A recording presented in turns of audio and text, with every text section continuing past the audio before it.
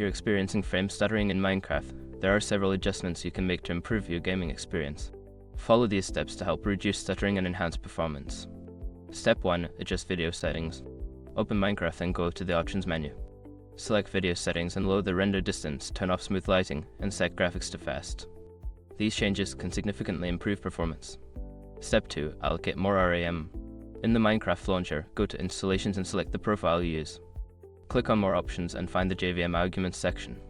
Increase the value after XMX to allocate more RAM to Minecraft, which can help with performance.